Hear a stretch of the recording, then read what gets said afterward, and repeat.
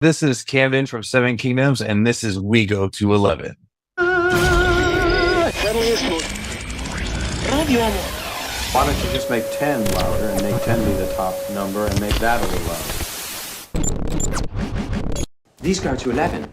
Hey, Seven Kingdoms. I didn't discover you guys till your last record, the Zenith, but you know, I think what attracted me to the band is that it's not it's all it well, it includes a lot of the elements that I like, some progressive stuff.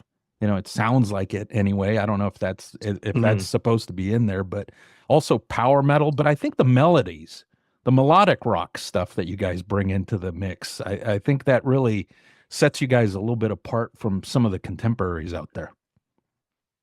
Yeah, I mean, we try to like focus on the melodies a lot. I mean, power metal to us was always like, earworm style, even if it was kind of that like more traditional cheesy power metal kind of hook, you know what I mean? But it still had that kind of either like really like crazy hook or like some sort of like like how the Disney movies are always hits. Everybody listens to them. Right. Everybody can da da da da do When Yeah. You Wish Upon a Star, you know what I mean, kind of things. Right.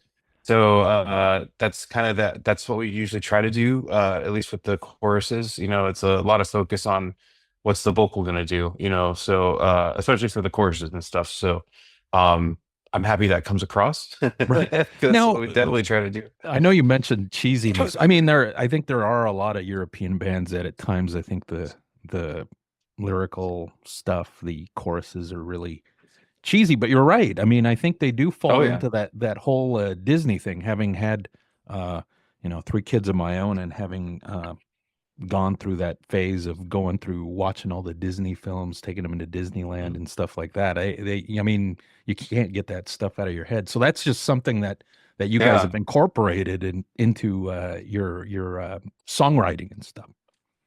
Yeah, I mean, at least the idea that that's how it goes. You know what I mean? It's like if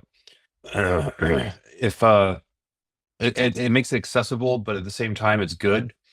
And it's just its hook is memorable. You'll always remember it. It's rather be remembered than not remembered. Right. And you guys have gone through signed to a label, done some independent stuff, and then back to signed with a label. What's been the circumstances behind that or the thinking behind that? Well, we had the first several deals we had weren't quite structured this way. It was a lot more traditional, and so it just didn't work out for us very, very well. We started doing the crowdfunding probably 2016. I think we did our first EP. So we've done six successful crowdfunds. Mhm. So like it costs money to make the record, produce the product, and then essentially in a traditional idea, the label wants you to hand all of that over to them for an advance cost, and depending on what your deal is, you're gonna get X dollars, which is definitely not gonna probably like for a young band, especially, it's not gonna cover the making of the record, at least the way that we do it. Mhm. And a lot of bands do it, almost all, don't make records cheaply. And then do you owe that back, like, or a percentage of that at your royalty rates, and those are already discounted like Mhm. severely.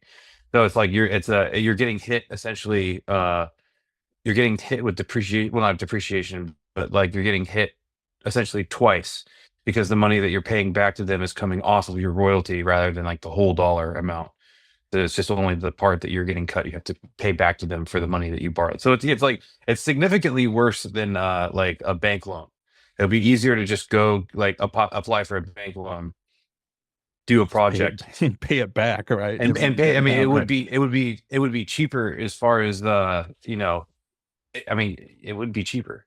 Yeah. So it like interest wise, I mean, you'll never. That's why a lot of bands never see like a dime from the label or whatever. Is because they've accrued debt. They're like, how have we accrued this debt? And it's like, well, like they're just letting you spend your own money and your future money, and then Hmm. they're able to do whatever they do with that. And then if the band's not selling like crazy, then like you're just spending your own money. Right. So because that worked for us and we were able to essentially pay for, and we've been able to scale it, which is the most important part now, is the over the, shoot, like what, 6 7 years we've been doing it already. Hmm. We've been able to scale that, and do more with the releases because we're able to get the people behind it, EP to EP, album to album, all of that's just grown.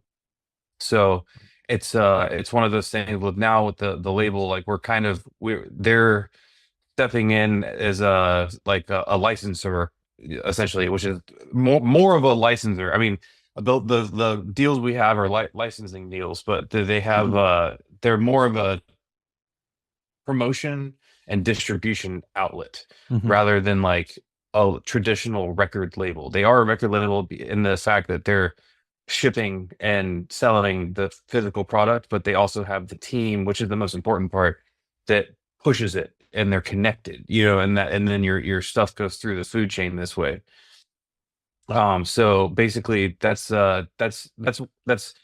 untraditionally, it was tough to be a crowdfunding band and then get a label that has interest in you, because essentially you're taking the brunt of the risk and there's less in the pot for them. But at the same time, as record labels Right. have slowly died and had to survive the new climate of music, I believe that they're wanting to be a part of the game with this whole new set of bands that they're essentially taking the risk upon themselves, crowdfunding, shipping their own copies. Because there's a lot of us out there, and I know a lot of bands that still have albums to put out that are going to go this way, that are still to be done. So this is a very big shift, and I'm just happy that the new label, RPM, they've worked with us on this, and we're gonna do it probably for the next record, and it's best of both worlds. So I think it's Yeah. gonna be a big shake up in, how things are done.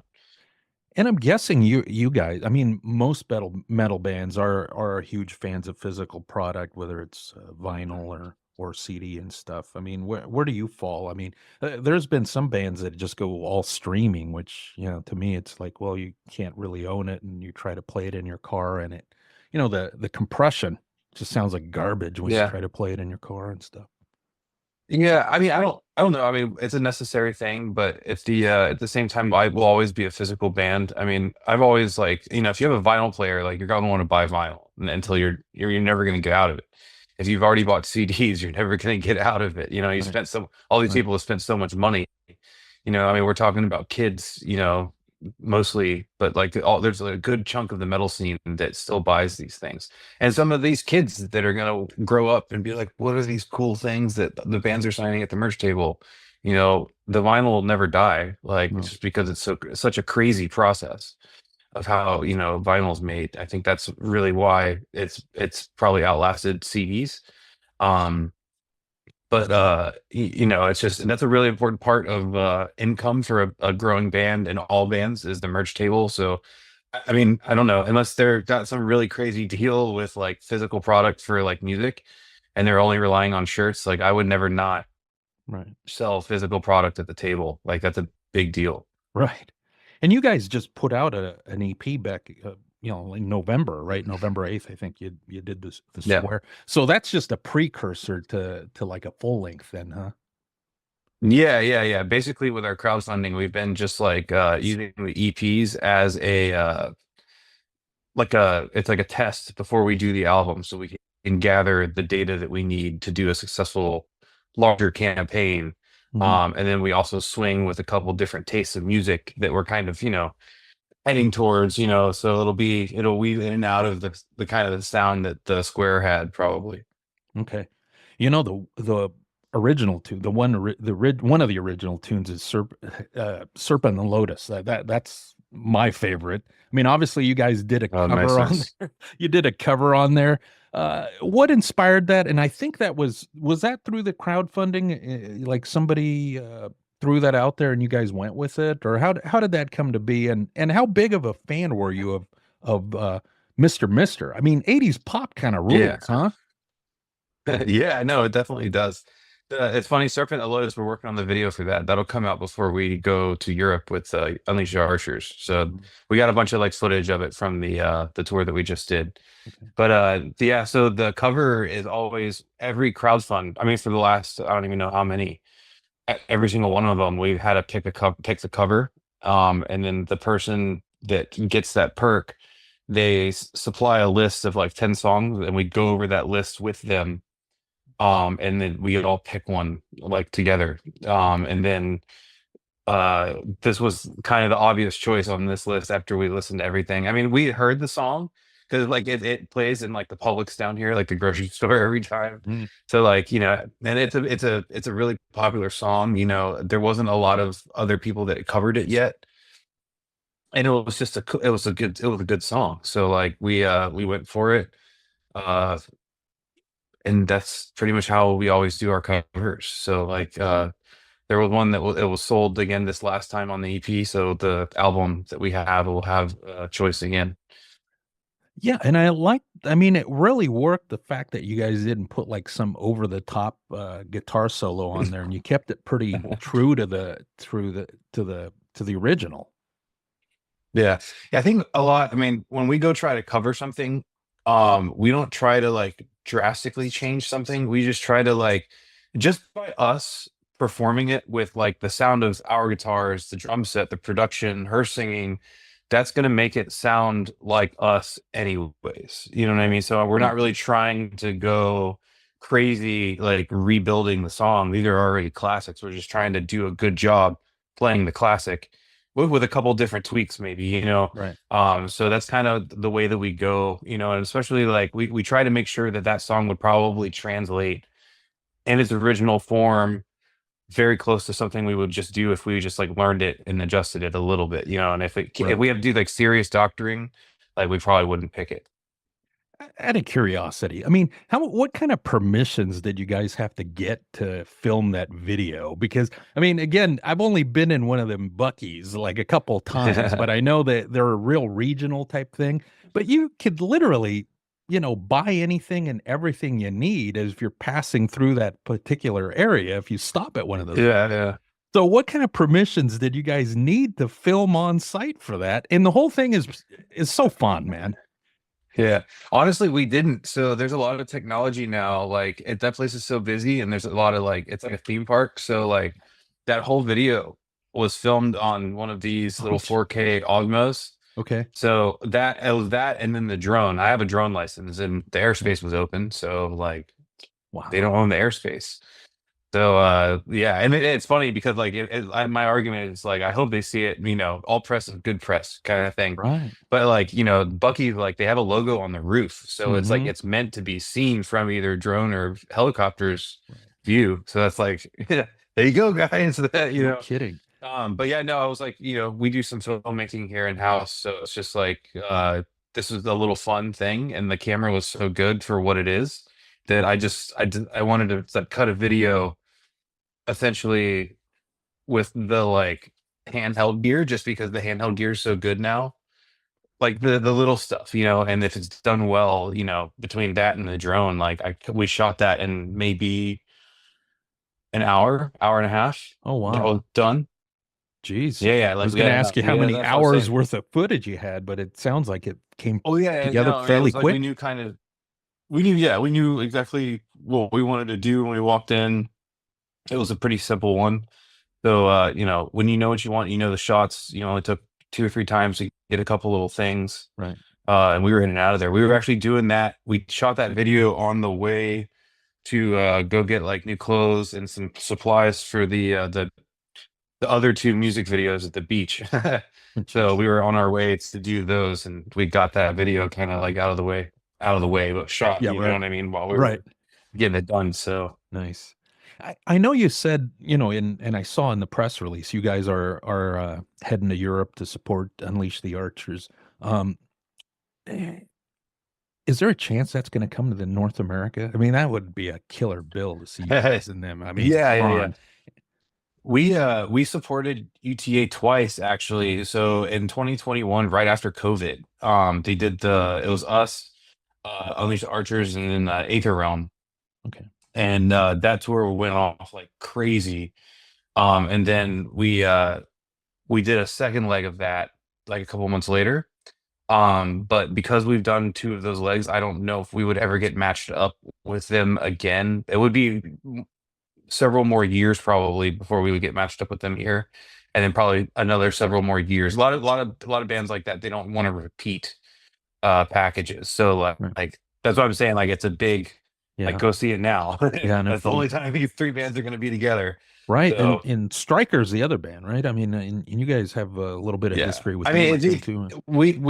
it would be better uh odds of us touring again with Stryker, just because of just the way that touring works, and they're a little bit more like on like our level. Like Unleash Archers is like significantly bigger than both of our bands. Right. So like, they're going to be a lot more selective with their touring and their how they build to get bigger. And I mean, obviously us too, and we don't want to, yeah, even though they get bigger, like you don't want to kind of, support the same bands over and over and over again. It'll work, but you just tried territories. That's why we're doing Europe now with them rather than North America. Hmm.